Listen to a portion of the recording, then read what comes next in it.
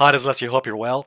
Many of you have been asking me for an update on the chart of Tesla stock. So what I want to do in this video is take a quick look at the chart of Tesla and explain what I think is likely happening here based on, again, the daily chart and also the weekly chart, and also look at the potential Elliott wave counts. What are the potential wave counts on Tesla and what could happen to Tesla potentially this year in 2024? All right, guys, join me.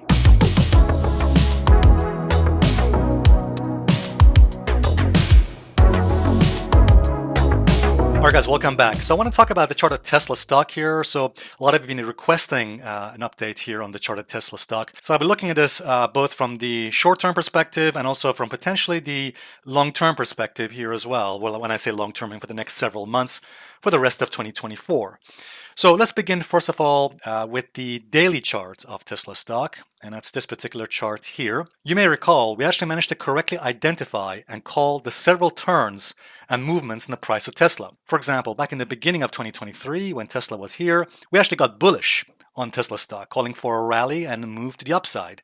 Now when Tesla eventually reached these levels, we called for a pullback in the price of Tesla. And by the way, when Tesla was doing this, you may remember, back in the spring of last year, we said Tesla was very likely forming some kind of an ABC corrective pattern, which a lot of people missed out because most people are not familiar with Elliott wave theory and ABC corrective patterns. So back at this point, we said this was likely ABC pattern. In other words, this was the first rally and then ABC correction and then the start. And actually, we were expecting the start of a major rally to the upside. In fact, we caught this rally here to the upside. I said once we break resistance here, then a rally could begin to several upside levels. And by the way, it reached one of my targets last year at the 61.8% golden ratio retracement. Let me just show you what this price level represents. So we just go on this weekly chart. This weekly chart goes back a few years to 2021, and you can see we connected this with, get my pen here, we connected the highs here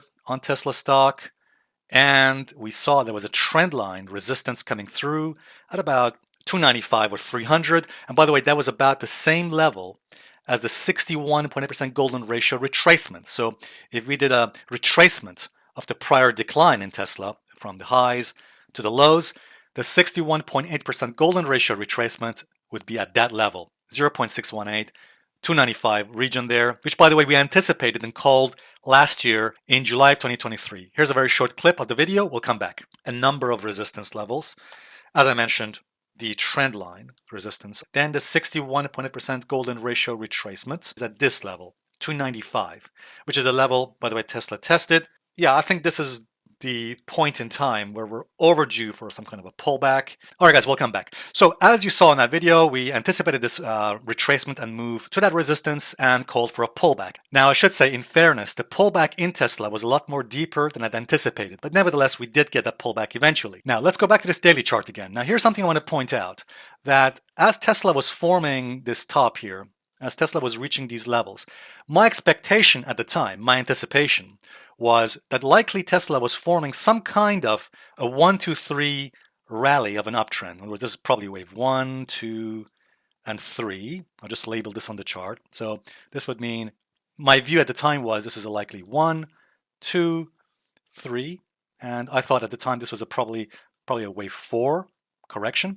But as you can see here, we had then another drop here. And as you can see, what that's done is this wave 4 has now overlapped with waves 1 and 2. And as you know, in Elliott wave theory, in impulsive patterns, in impulsive structures, wave 4 cannot typically overlap with waves 1 and 2. Okay. Now, there are some structures where there is allowed some kind of overlap. I'll talk about this in a few minutes. So what does that mean? Because of this overlap, because of the fact that this drop has now come into the territory of this previous rally, which I thought at the time was waves 1 and 2, waves 1 and 2 and 3. Okay, this actually does affect our projections and wave counts and our expectations going for 2024. How? There are now 2, maybe 3 different possible scenarios, but I'm just going to mention 2 of them. Keep it simple. The first scenario, which is actually quite bearish, would be this. The first possibility is, and I'm sure you probably guessed what I'm going to say here. The first possibility is that this rally we had here was not waves 1, 2, and 3, but actually a potential, this may not be very pleasant for me to say, and as I'm sure you can probably guess why, because this could be A, B, sorry for my handwriting here, and C of a corrective rally. And that's bearish. Why? Because if that's the case, and I say if because there is another scenario, which I'll mention in a few minutes, which is quite bullish. But if this wave count is correct, then we'd be looking at a bearish projection and scenario for 2024 and beyond. Because if it's correct, this rally here was ABC, and the reason why it could be the case, it's a possibility we have to consider, is because of this overlap, as you can see, because this drop here overlapped with this prior move, okay, because this overlapping pattern. All right, so this is a possibility we have to consider. However, I'm going to give you some good news here in just a few minutes because it doesn't have to be this one. But it's a risk we have to consider. Nevertheless, it's a risk we have to consider that this rally here from 2023 to the middle of 2023 was not a waves 1, 2, and 3 of an uptrend, but actually an ABC rally, which if Tesla were to break down below 178 would confirm. Okay, so let me just say this, that I'm not actually expecting this particular wave count. I don't think this wave count of an ABC is probable. And the reason is I'm still bullish for the stock market for this year in 2024.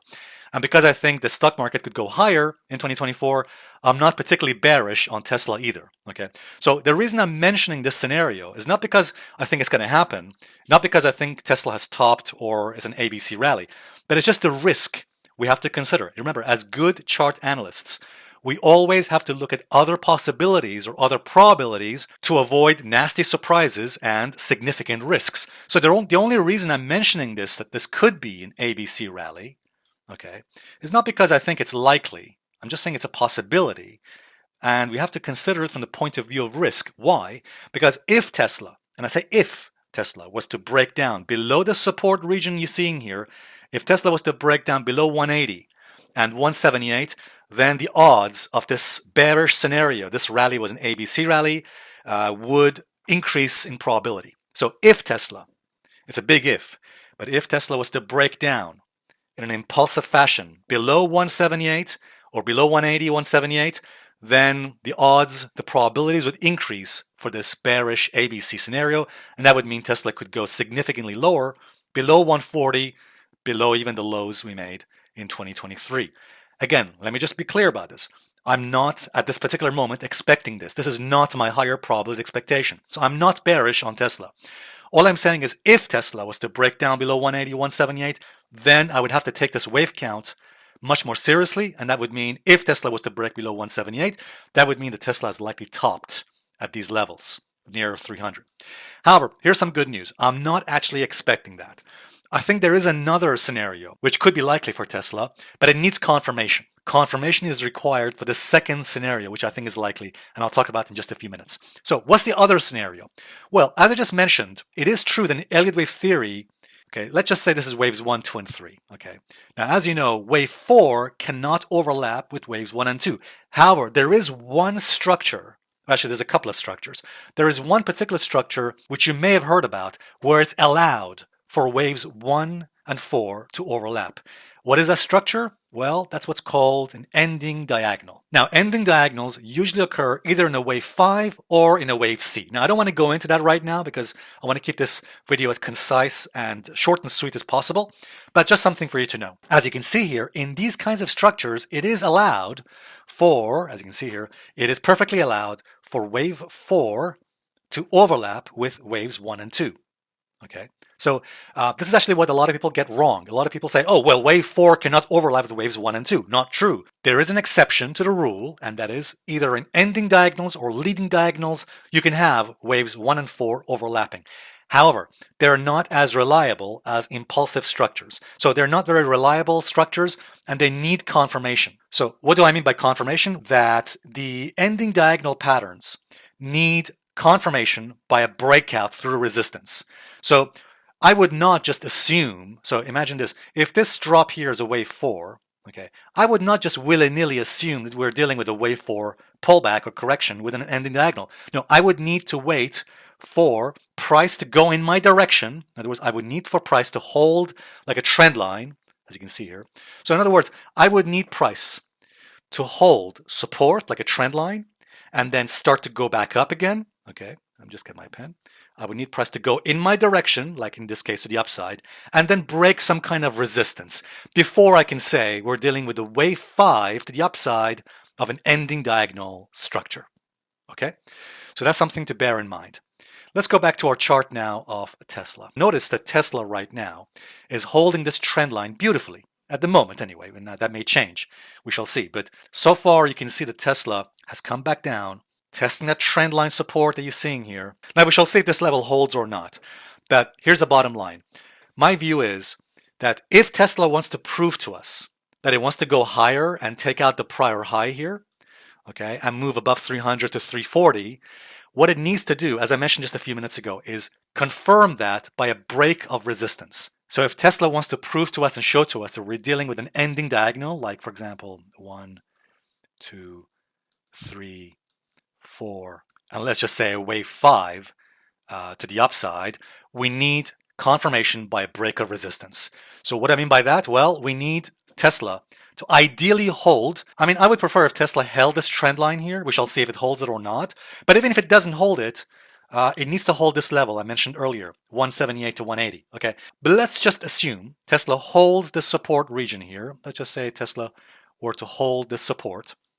Okay, and if Tesla then managed to break through this resistance here, 265 or 268, that would be a very good sign that Tesla is likely forming an ending diagonal. Why? Because it's breaking through this resistance.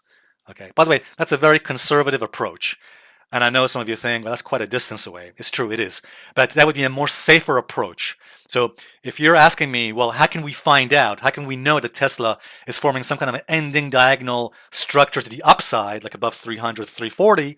Well, I would say the safest approach is to wait for a breakout above the highs we formed here last year, just at the end of last year, near December, about 265 or 268, approximately there.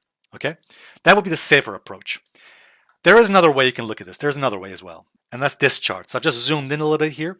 If Tesla can ideally hold this region of support, okay, and break through this more near resistance is about 241, that also would be a good sign. If Tesla can hold this level and then break through this resistance here at 241, that could also be a very good sign that Tesla is likely forming a bottom here. Okay, and actually it could be a sign that we're forming a bottom within the ending diagonal to the upside. Again, I want to stress this point that until Tesla takes out this prior high, we don't yet have a confirmation, a high probability confirmation that we want to go to much higher levels like 300, 340, and potentially further upside levels.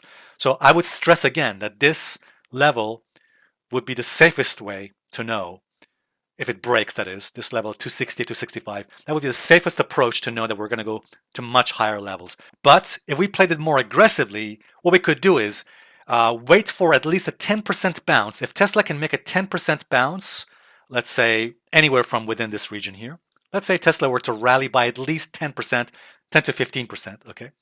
And let's say it were to rally and come to this level here, 241, and break it. Or let's say it came up to this level, pulled back, and then broke through this level. That also would be a positive and good sign that likely Tesla is forming a bottom here and likely moving to much higher levels in the 300 to 340 regions there. So keeping it simple, all I'm saying is, first of all, let's see if Tesla holds this trend line. We don't know that yet. If it doesn't hold it, it must remain above this support 180 to 178. But that's not enough. To show to us, to prove to us that it wants to go higher into the 300, 340 region, what it needs to do is to break above 241 approximately here and close above that. If it managed to close above this here, that would be a good sign, a positive sign that we could potentially move to much higher levels. And again, I would prefer if Tesla also broke this resistance too, 265, 268. Okay, let's just wait and see what Tesla does in the next several weeks. And by the way, I should say that I personally think that's what's going to happen. So even though I prefer to be cautious and I'm going to wait for confirmation, my hunch is, my gut feeling is that we are eventually going to break these levels of resistance between 241 and 265 and eventually move to the 300, 340 regions there. And the reason I'm bullish, again, my gut feeling is bullish on Tesla is because I'm still bullish on the stock market as well for 2024, as I'm sure you probably saw in my previous videos. And make sure, by the way, you check out the member videos too for updates on the stock market.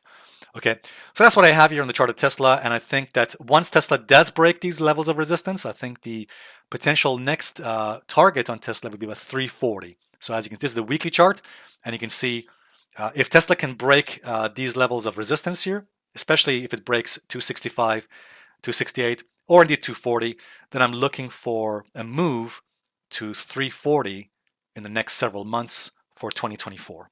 Could we move towards all-time highs? It's possible, but at this moment in time, I don't have the right structures to make that call. So I cannot call that. I can't make the determination at this point in time. But I could say there's odds of a move towards 340. That's what I have here on the charts. If you like this video, give it a thumbs up, and also please subscribe for future video updates.